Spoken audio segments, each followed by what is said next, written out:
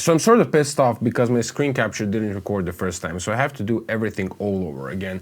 And I don't have any coffee left. So you should go get some coffee because we are talking Tube Screamers. So if you're a guitar player in 2025 and you want to go out and buy a Tube Screamer, I can only imagine how confused you must be because the market is just saturated with all kinds of pedals and all kinds of Tube Screamers ranging from 25 euros all the way to like over 400 euros, and it's really hard to make sense of it. So what we are not gonna do in this video, we're not gonna take two Tube Screamers and set them all at 12 o'clock and compare them and discuss whether one sounds better than the other. We're gonna do something different. I'm gonna be telling you about my experiences with different products. We're gonna be discussing build quality. I'm gonna give you some technical insight which just might prove to be useful in you deciding whether this certain product should be in your shopping cart or not. But before we begin, I need to tell you that this video is absolutely not sponsored by anyone. It could be potentially sponsored by you by donating your subscription to this channel, which you can take anytime you want because it's sort of like free. And yeah, go check my website, the Slightly Technical Academy. There's some good things over there. So, Tube Screamers, one of the best pedals on the planet ever built. But what's so special about the Tube Screamer? Well, to be perfectly honest, from a technical and engineering standpoint, there is nothing really special about the Tube Screamer.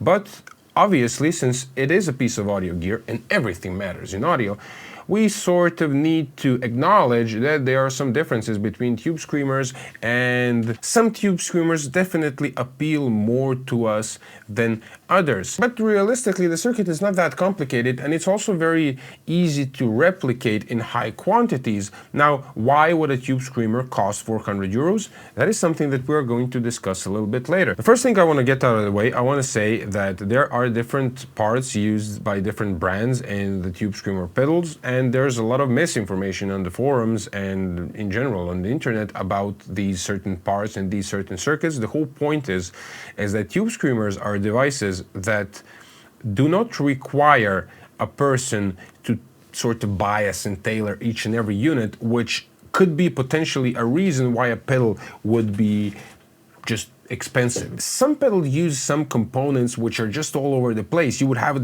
two exact same components which are actually very different, so every pedal would need to be sort of biased and tailored by the manufacturer, and that just increases the price dramatically. Tube Screamers are nothing like this. Tube Screamers are built from parts that are readily available today and are very, very, very similar to the parts that were used back in the day, but there are obviously some differences. There is a lot of information on the internet about these Japanese ICs or whatever.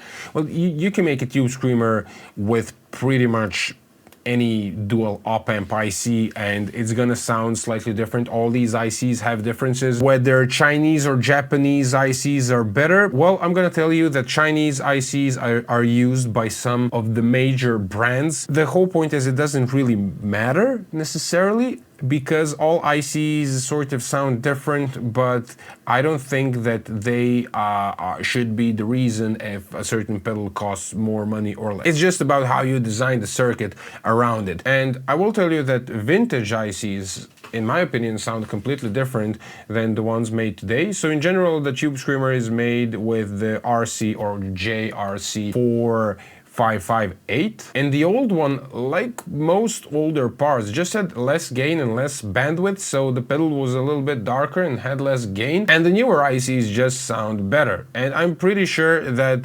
99% of the brands that you would buy a Tube Screamer from today do not use a vintage 4558. So we're gonna check out a few pedals. We're gonna start with Maxon. So Maxon offers us an OD808, which clocks in at 114 euros on Thomann, and we also have a Maxon OD9, which is 139 euros. So Maxon came before Ibanez, so then later I guess Ibanez bought it. Now Maxon is back and they offer us this Tube Screamer circuit. Looks like a Tube Screamer. My guess is, you know, looks like a duck, walks like a duck. I guess it is a tube screamer. Price is actually quite fine. I don't think there is anything special about this pedal, but it's a good opportunity to talk about the differences between the TS808 and TS9 because there's a lot of mumbo jumbo on the internet regarding this. Circuit-wise, the TS808 and TS9 are almost identical. There are some differences in the circuit, but these differences actually don't affect the signal necessarily. My God, I know that so many people are gonna comment on this. Yes, everything makes a difference in an audio circuit. The differences between these two pedals circuit-wise are not that great, so that one of the pedals should be more expensive because it's vintage. If you had two TS808s or two TS9s, vintage ones, and you put them one next to another and you would compare them, they would be different because the parts were all over the place. Pots had high tolerances. You cannot simply compare, oh God, just don't compare pedals, you know, set exactly the same. They're gonna sound different, all right? Just don't do that. So pretty much what I'm saying is that every TS9 and every TS808 would have something special about them, and there could be a possibility that you would like one and you would dislike the other. There could also be a possibility that you would find two identical sounding TS808 and TS9. So there is not a huge difference in these two circuits, and that shouldn't be the reason why you need to pay more money. Just pick the one you think sounds better. Now moving on with Ibanez. So Ibanez offers us the TS808 at clocks in at 187 euros. We are coming to the part where I'm gonna say that this is a little bit pricey for a tube screamer pedal, but let's move on. I guess it's built well. It's like the Ibanez tube screamer. You can sort of buy one. Great. Nothing else to say about it. Then we have the TS808 hand wire. My God, the hand wiring. Hand wiring must be expensive, and I guess hand wiring should be expensive because it's done by people who are doing hand wiring stuff, and it's hard, you know. Hand wiring is actually absolutely great. I do a lot of hand wiring myself, but I do that in amplifiers, and I do hand wiring because you would have certain benefits by using certain types of wire and braiding and whatever, putting the wire in certain places so you would have less noise. I don't think that pedals benefit a lot from hand wiring because the hand wire TS808 comes at 309 euros, which is a quite expensive pedal. I'm quite sure that it's built well, that it sounds well. Just, you know, 300 euros for a tube screamer is a lot of money. I guess for that amount of money, you can actually get a vintage one, so you can actually get the real thing. So when you come to this price range, what I would normally do is I'd go DIY. I just love building stuff, and everybody can learn how to build things, especially things like a tube screamer. For 100 euros, you can get a great PCB, amazing quality parts, all the NOS stuff that you imagine you want, like the parts with the mojo, you can actually get. And because you built it, I think it's just going to sound better to you always because you built it. Now we're gonna move on with some of these fancier brands, newer brands that have a lot of social media content and all that kind of stuff, and they talk a lot. So we're gonna take a look at JHS. So JHS has these 3 series and has a screamer overdrive thing. I personally tried this pedal. I was not blown away by it in any way. It sounded like an okay screamer. It's kind of built in a cheap way, and it clocks in at 120 euros. It's sort of like in the lower price range. I would say it's a normal price range for like a stomp box, especially like a tube screamer style circuit. Then we switch over to the JHS Bonsai, and the Bonsai is really special because you would have this rotary switch, and you can sort of switch between different models of the Ibanez Tubescreamer pedal, which is great. If you like to have like versatility, I guess that would be the pedal for you. I'm not exactly sure because I never opened one if that switch actually switches the entire circuit, so it exactly resembles each of the models that are written over there. My guess is it's a little bit more of a just like a voicing thing. I might not be right about this, but that's my guess. But for people who like to have versatility, it is a great pedal. However, it comes at 268 euros currently on Thomann. I'd never buy it because I'd always go for a tube screamer. That sounds good. I find tube screamers to be utility pedals. They do their thing.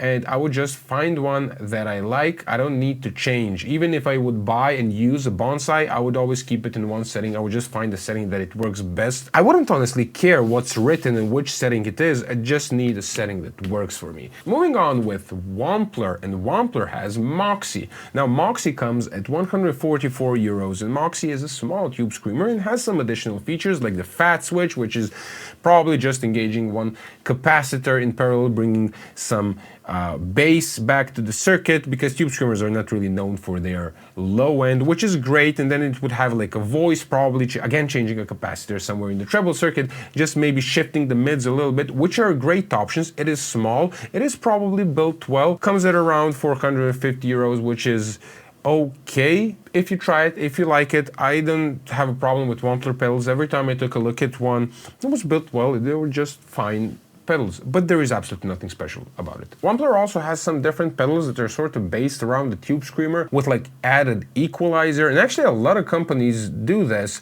They would add an equalizer to a tube screamer circuit. Boss BB preamp. Yeah, they would say that they have a new pedal, but basically it's a tube screamer with like an active equalizer, which can sometimes be very, very useful. But when you add this equalizer, it sort of like shifts away from the original tube screamer sound, and it sort of becomes a new pedal.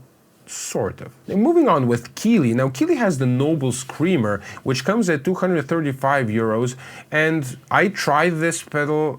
It sounds really good. It offers you two pedals in one. Not exactly sure how it's done. I don't think that these switches actually switch the circuit completely from a tube screamer to an ODR one, because those two pedal designs are quite a bit different. The pedal in itself sounds great, and with those switches you have like a variety of tones, and I think it's a good pedal, but it's sort of like on the pricier side for only an overdrive pedal. I guess for those like more like vintage bluesy type of guys, that would be the right thing. Now Keeley also had the Red Dirt overdrive. I don't know if that one is discontinued, but the Red Dirt overdrive, as far as I remember, is a tube screamer with an FET input stage, which is also done by some other brands, which I cannot remember, and I think it has a slightly changed mid-range voicing in the treble. It's something like this one. That's my take on a tube screamer which has an FET input stage. I personally like this, it sounds great, and I use this pedal all the time. FET input tube screamers, I would say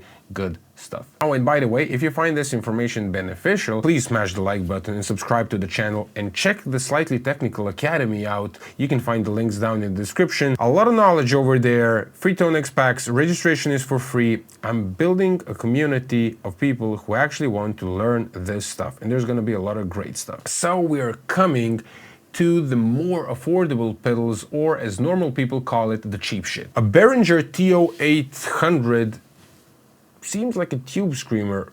It is green, it has like an 8 in the name, but yeah, I guess it's something resembling a tube screamer. It's 26 euros.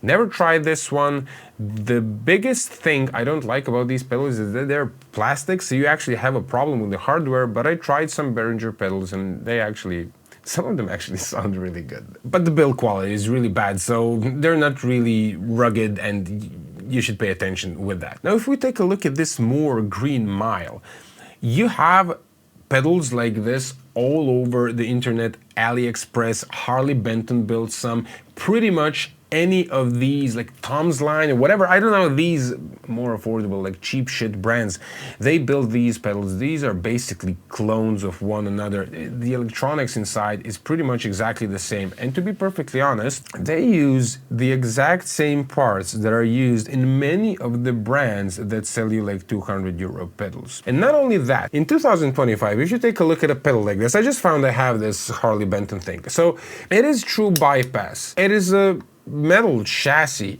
It is easy to use. It is small. Affordable stuff is very different today compared to like 10 years ago. So these pedals, they actually work, and they are actually giggable, and they cost around 50 euros or $50 or something like that. So for the people who are using a tube screamer as a utility pedal, I wouldn't be surprised that a lot of you would be absolutely happy with a pedal like the Moore or like the Harley Benton, some of these ones, just go get them, try them out, pick the one that you like the best, and I think you'd be absolutely fine with such a pedal. Obviously, there is a huge group of people, especially the ones that are like more like on the purist vintage side. You should go for the boutique brands if you really want to have a high-end tube screamer type of thing, but you should not be tricked by these companies telling you that they do this special thing. Honestly, 400 euros for a tube screamer is absolutely ridiculous. The best way, in my opinion, to get to a high-end sounding tube screamer would be to do one by yourself, or just find someone who can do one for yourself, because for not a lot of money you can actually go and get some NOS parts. You can get all the stuff that you read on the forums for under like 100 euros and just build the tube screamer of your dreams.